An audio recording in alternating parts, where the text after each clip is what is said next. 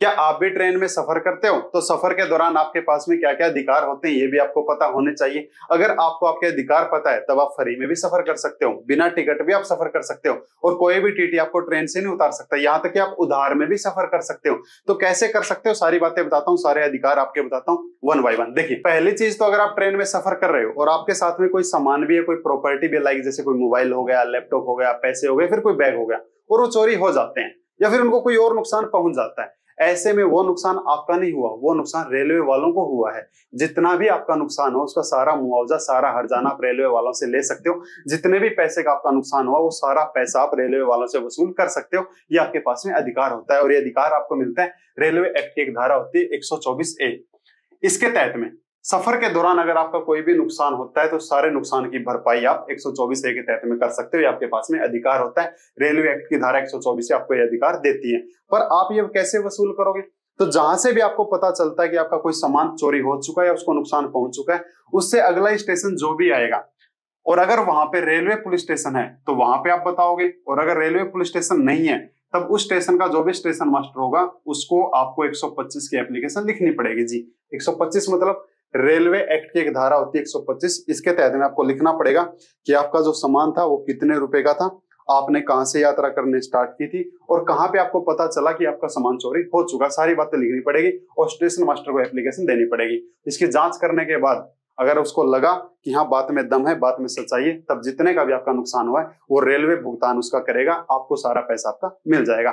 दूसरी चीज, अगर आप ट्रेन में सफर करना चाहते हैं और आप लेट हो चुके हैं, यानी आपने जैसे स्टेशन में एंट्री ली, आपने देखा कि ट्रेन तो चल पड़ी है, और फिर उधर मुंडे की आपने देखा यार काउंटर पे तो अच्छी खासी भीड़ लगी हुई है, तब आप ऐसे में बिना टिकट भी आप ट्रेन में चढ़ सकते हो और ट्रेन के अंदर आप आगे का अपना टिकट ले सकते हो। ये भी आपके पास में अधिकार होता है, और ये अधिकार आपको मिलता है रेलवे एक्ट की एक धारा होती है 137 कि अगर आपके पास में टिकट नहीं है तब आप ट्रेन के अंदर भी आप टिकट ले सकते हैं टीटी से।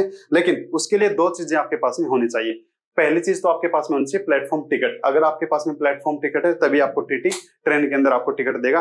दूसरी चीज आपके पास में होना चाहिए रीजन कि आपने स्टेशन पे टिकट क्यों नहीं लिया जो आप ट्रेन के अंदर आप टिकट ले रहे हो।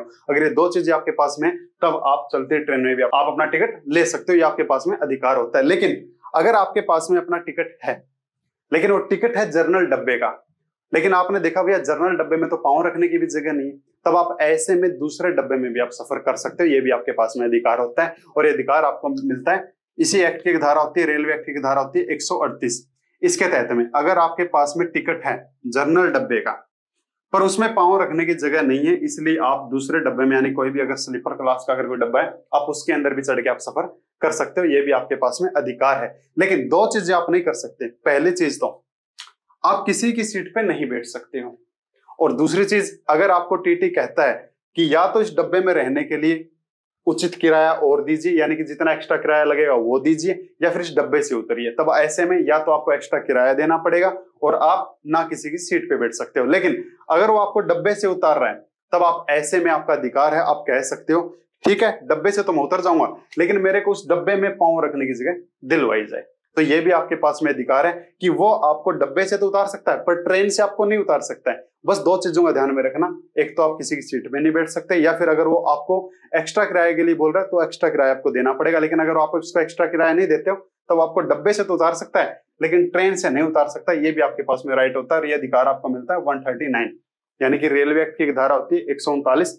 इसके तहत में फिर बता देता हूं, अगर आप दूसरे डब्बे में सफर करते हो पर आपके पास में टिकट दूसरे डब्बे का है, तब कोई भी टीटी आपको डब्बे से तो उतार सकता है पर ट्रेन से नहीं उतार सकता। ये आपके पास में अधिकार है। लेकिन अगर आप किसी की सीट पे बैठे हुए मिल गए भैया, तब तो फिर आपको जुर्माना भी देना पड़ेगा। तो ये बात ध्यान में रखना, किसी की सीट पे मत बैठना, डब्बे में आप चढ़ के सफर कर सकते हो, और आपको उतारे तो आप उससे उतर सकते हो, लेकिन ट्रेन से उतारने का उसको कोई अधिकार नहीं। आप उसको बोल सकते हो कि मेरे पास में अधिकार है। इससे अगली चीज, अगर आप कहीं पे जाना चाहते हैं, आपका जाना बड़ा जरूरी है पर आपके पास में पैसे है ही नहीं, एक मुलाकात जरूरी है सनम। ऐसे में अगर आपके पास में पैसे नहीं है और आपको ट्रेन से जाना जरूरी है, तब आप उधार में भी सफर कर सकते हो, और ये अधिकार आपको मिलता है रेलवे एक्ट की एक धारा होती है 55 के तहत में कि जिस स्टेशन से आप चल रहे हो वहां से लेके जिस स्टेशन तक आप जाओगे वहां तक आप उधार में भी सफर कर सकते हो। अब ये कैसे कर सकते हो? तो जिस स्टेशन से आप चढ़ोगे वहां के स्टेशन मास्टर से आपको परमिशन लेनी पड़ेगी कि जिस स्टेशन पे आप उतरोगे जितना भी टिकट का खर्चा होगा आप उस स्टेशन पे उसका भुगतान कर दोगे। अगर वो आपको परमिशन देता है तब जहां पे आपकी यात्रा खत्म होगी वहां तक आप उधार में सफर कर सकते हो, लेकिन उस स्टेशन पे आपको भुगतान करना पड़ेगा जी। तो ये भी आपके पास में अधिकार होता है, एक ये चीज भी आपको एक्स्ट्रा मिल जाती है। इसके अलावा अगर आप ट्रेन में सफर करते हैं तब आपके पास में अधिकार है शांति से सफर करने का, यानी कि चाहे आप जनरल डब्बे में हो, स्लीपर में हो, चाहे एसी में हो, किसी भी डब्बे में आप सफर कर रहे हो, आपका अधिकार है शांति से बैठ के सफर करने का। आपकी शांति कोई भंग नहीं कर सकता है जी। लेकिन अगर कोई शांति भंग करे तब आप उसकी भी कार्रवाई आप करवा सकते हो, उसके खिलाफ भी आप कार्रवाई करवा सकते हो। देखिए, पहली चीज तो आपकी शांति भंग कर कौन कौन सकता है? या तो फेरी लगाने वाले, भीख मांगने वाले, चाय बेचने वाले, ठीक है, गोलागिरी बेचने वाले, दाल भुजिया बेचने वाले। देखिए, वैसे तो बेचारे वो लोग अपने पेट के लिए करते हैं, अच्छी बात है, बेचारा अपना मेहनत कर रहे हैं, लेकिन ट्रेन के अंदर करना वो गैर कानूनी है। अगर आपको लग रहा है कि ये लोग बार बार आके आपको परेशान कर रहे हैं, तंग कर रहे हैं, कोई अपना संगीत बजा रहा है, कोई बेंजो बजा रहा है, आपको तंग कर रहा है, आपको सोने नहीं दे रहा है, तब आप उनके खिलाफ कार्रवाई करवा सकते हो। और या फिर अगर आपको लग रहा है कि भैया चाय वाले के भेष में कोई चोर आ रहा है जो नजर मारने आया, दिन में रात को चोरी करेगा, अगर आपका ऐसा डर है तब आप उनके ऊपर कार्रवाई करवा सकते हो, उनकी शिकायत आप करवा सकते हो। कैसे? एक रेलवे एक्ट की एक धारा होती है 144, 1 साल तक की सजा होती है। इसके अंदर आप टीटी से शिकायत कर सकते हो कि आपके डब्बे में बार बार ऐसे फेरी वाले आ रहे हैं जो नहीं आने चाहिए, आपको डर लग रहा है या फिर आपकी शांति भंग कर रहे हैं, तब ऐसे में टीटी उनके ऊपर कार्रवाई करवा सकता है, यानी कि रेलवे पुलिस को कह के, और 1 साल तक की उनकी सजा हो सकती है। दूसरी चीज, अगर वहीं पे आपके आसपास के जो पड़ोसी है वो आपको तंग करे, तो कोई ताश खेल रहा है, कोई रावण की तरह हंस रहा है, कोई अपना वो क्या बोलते हैं उसको, अंताक्षरी गा रहा है, गाने गा रहा है, या फिर कोई और एक्टिविटी कर रहा है, या फिर वो फूंक रहा है, धूम्रपान कर रहा है, और आप परेशान हो रहे हो, तब आप उसके खिलाफ भी आप कार्रवाई करवा सकते हो। अगर उसके खिलाफ अगर आपको कार्रवाई करवानी है तब इसी एक्ट की एक धारा होती है 145, आपको टीटी को बताना पड़ेगा जी कि ऐसे ऐसे कोई पड़ोसी आपको तंग कर रहा है, या फिर आप उसकी हरकतों से तंग हो रहे हो, तब 145 की उसके ऊपर कार्रवाई करके 6 महीने तक की उसको जेल हो सकती है, आप उसके ऊपर भी कार्रवाई करवा सकते हो। लेकिन अगर टीटी कार्रवाई ना करे तो, या फिर टीटी ही तंग करे तो, तब टीटी कार्रवाई कहां पे करे, तो सारी चीजें बताता हूं। और अगर टीटी आपको ना मिले तब आप ऑनलाइन भी इनकी शिकायत कर सकते हो, कैसे करते हैं वो भी आपको बताता हूं। देखिए, इसके अलावा अगर आपको ट्रेन वाले ही तंग कर रहे हो तो, यानी कि जो ट्रेन के जो सरकारी कर्मचारी हैं टीटी को छोड़ के, अगर वही आपको तंग करे तब आप उनके खिलाफ भी आप कार्रवाई करवा सकते हो। उनके खिलाफ अगर आपको कार्रवाई करवानी है तब 172 के तहत में आप कार्रवाई करवा सकते हो। इनके भी अच्छी खासी सजा होती है भाई। और इनकी अगर आपको कार्रवाई करवानी है तब या तो आप टीटी को कहें, या फिर स्टेशन मास्टर को कहें, या फिर एक मैं डिस्क्रिप्शन में आपको ना एक हेल्पलाइन नंबर दे दूंगा, इफेक्टिव नंबर दे दूंगा, कॉल करके आप शिकायत कर सकते हो और तभी फौरन उसके ऊपर कार्रवाई हो जाएगी। लेकिन अगर कोई धूम्रपान करे कोई भी बंदा, तब आप 167 के तहत में आप कार्रवाई करवा सकते हो। ये सारी चीजें होती है अगर आपकी कोई शांति भंग करे तब। अगर आपकी कोई शांति भंग करता है, आपको अच्छे सफर नहीं करने देता, तब आप इन धाराओं के तहत में आप उसके ऊपर कार्रवाई करवा सकते हो, और टीटी से कह के भी करवा सकते हो, स्टेशन मास्टर से कह के भी करवा सकते हो, या फिर एक हेल्पलाइन नंबर आपको मैं दे रहा हूं उस पर भी आप शिकायत दर्ज करवा सकते हो।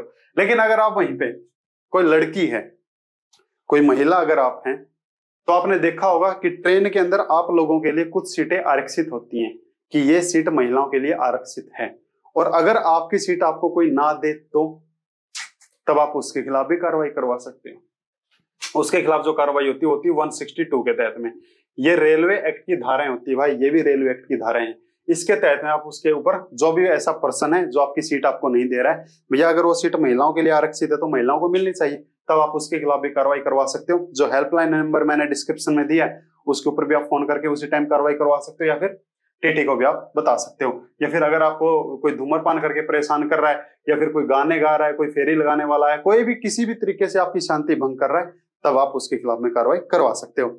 लेकिन अगर वहीं पे शांति भंग अगर आपकी टीटी कर रहा हो तो भाई, टीटी बार बार आ रहा है आपको परेशान कर रहा है, तब ऐसे में रात के 10 बजे के बाद कोई भी टीटी आपकी टिकट चेक नहीं कर सकता है, आपको परेशान नहीं कर सकता है। लेकिन दोबारा अगर 10 बजे से पहले अगर वो एक बार टिकट आपकी चेक कर चुका है तो वो दोबारा आपको परेशान नहीं कर सकता है। या फिर अगर टीटी आपको किसी और तरीके से परेशान कर रहा है, या फिर इनकी शिकायत आपने टीटी को दी थी और टीटी ने कोई कार्रवाई नहीं की, तब ऐसे में आप टीटी के खिलाफ भी 175 का मुकदमा दर्ज करवा सकते हो। जो भी रेलवे पुलिस स्टेशन आएगा वहां पे आप उसके खिलाफ में मुकदमा दर्ज करवा सकते हो, या फिर जो मैं हेल्पलाइन नंबर दे रहा हूँ उसके ऊपर भी आप कॉल करके उसके ऊपर मुकदमा दर्ज करवा सकते हो कि एक ऐसा ऐसा टीटी था, बस उसके गले के अंदर जो लगा होता है ना, पट्टा लगा होता है आईडी, उसको देख लेना कि उसका नाम क्या था। अगर आपके पास में नाम होगा तभी आप बता पाओगे कि टीटी था कौन, तो वो नाम आपको पता होना चाहिए, वो पट्टा आप देख लेना। अगर आप किसी की भी शिकायत करते हो, टीटी कार्रवाई ना करे या फिर टीटी 10 बजे के बाद में आपको परेशान करे, तब आप टीटी की भी शिकायत कर सकते हो। 2 साल तक की सजा होती है भाई, बहुत अच्छी खासी सजा होती है।